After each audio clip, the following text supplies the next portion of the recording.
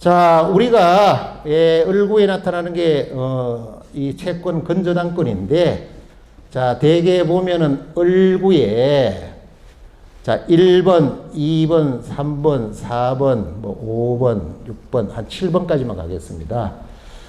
자, 보존 등기가 난 날로부터 나는 한 번도 돈을 빌려 쓴 적이 없다. 이러면은 을구는 없는 겁니다. 을구는. 근데 대개는 부동산을 담보로 뭐 이렇게 돈을 빌리고 그러니까 이 등기부등본 을구만 보더라도 수십 장이 나오는 사람이면은 이 사람은 좀 재무 구조가 조금 어려운 사람이다. 이렇게 좀 파악을 할 수 있죠. 자, 특히 을구도 1번에 근저당권이 설정되는데, 근저당권이 뭐 3억을 최초에 빌렸다. 3억을 빌리면 3억 6천만 원이 되죠. 1금융은 120%, 2금융은 130% 됩니다. 자, 이게 어느 날 부동산 가격도 오르고 그러니까 돈을 더 대출받기 위해서 말소를 해요. 그러면은 이렇게 지웁니다. 근데 말소된 게 우리나라 등기법상 저는 이 부분이 좀 잘못됐다고 생각이 돼요. 어떻게 하느냐. 자, 1번이 말소되면은 등기부 등본이 이렇게 순서대로 해서 여백이 없지만은 등기관들은 엑셀로 하기 때문에 중간에 칸지버 넣기를 하면 되거든요. 칸지버 넣기 하면 되잖아요. 우리가 엑셀을 정리하는 거. 그러면은 1-1 그래가지고 1번 근저당권, 말소. 이렇게 되면은 얼마나 좋습니까? 근데 우리나라 등기법상 아직 이게 개정되질 않았어요. 자, 7번이 있으면은 8번에 가가지고 1번 근저당권 말소. 자, 이렇게 돼요. 그러니까 이거 등기부 등본 보는 게 도대체 어렵다 이러는데 제가 이렇게 나열하는 게 무슨 문제가 있습니까? 등기부 등본을 저만큼 많이 본 사람도 없을 텐데. 자, 그래서 이게 말소가 됩니다. 그러면은 예를 들어서 지금 2번 근저당권이 있죠, 또 2번 근저당권도 있었는데 또 말소야. 또 예를 들어서 말소면은 다행히 요즘은 빨간 거를 이렇게 그어놔요. 그러놓고 또 여기 또 나와요. 9번 이래가지고 2번 근저당권 말소. 자, 이 3번에 근저당권이 있습니다. 근저당권. 근저당권이 있는데 얼마인가 하면은 6억이에요. 6억. 자, 비록 순위 번호는 3번이지만은 순위 승진. 순위 승진.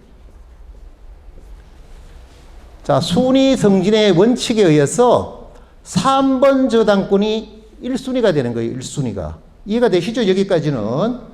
자, 우리가 그래서 이제 3번 저당권을 론세일로 매입을 합니다. 채권을. 자, 매입을 하면은 자, 3번 저당권 6번이 만약에 여기처럼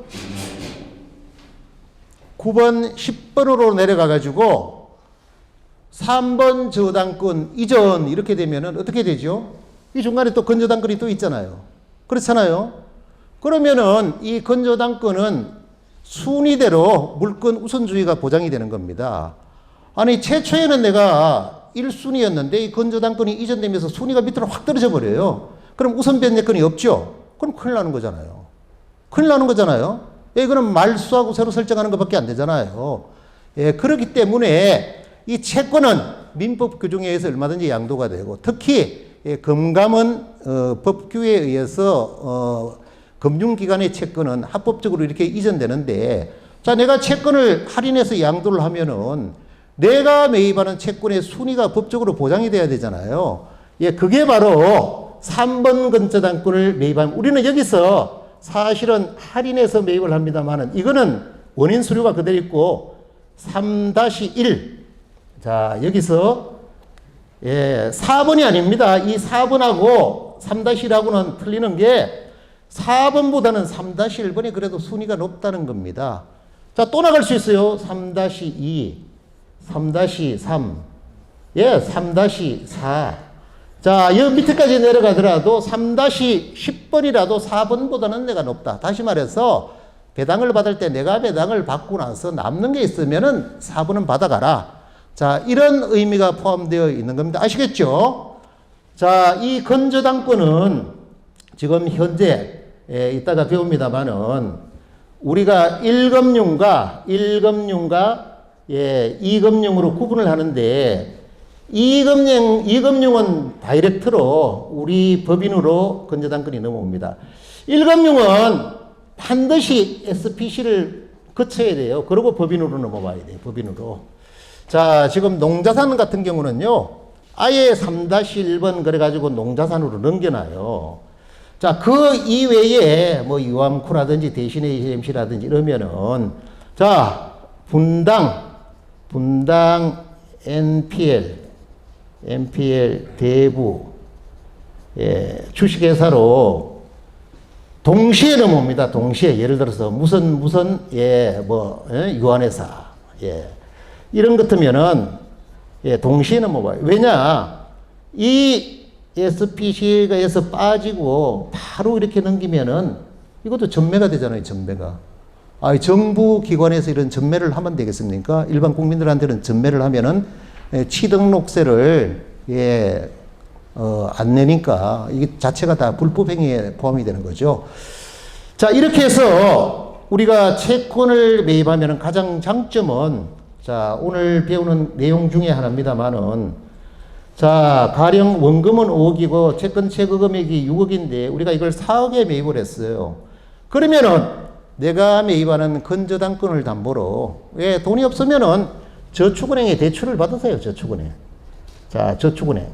자, 이게 건질권 설정이 됩니다. 건질권. 건저당권 부질권 설정이라는 거예요. 자, 그 다음에 여러분들이 투자자가 누굽니까? 개인이죠. 예, 투자자. 투자자도 역시 건질권을 설정합니다. 건질권. 자, 여기서 지금 건질권자는 여기서 권리자가 됩니다. 권리자.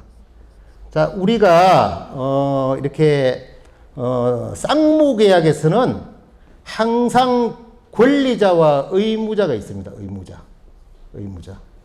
자, 다시 말해서 이 사람이 돈을 빌려줘서 이 사람이 채무자란 얘기예요.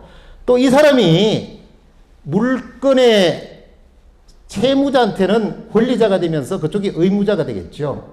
자, 이런 식으로 등기부등본은 얼마든지 변동이 될 수 있고 자기 순위를 유지하면서 뭐 질권 대출도 할 수 있고 또 양도도 할 수 있고 자, 이렇게 해서 결과적으로는 물권 우선주의에 의해서 내가 취득하는 건저당권은 순위를 보장받으면서 물론 선순위 채권이 발생되면은 최우선 변제권을 먼저 받아난 다음에 하지만은 예, 이거는 영원히 별제권이라는 겁니다. 별제권.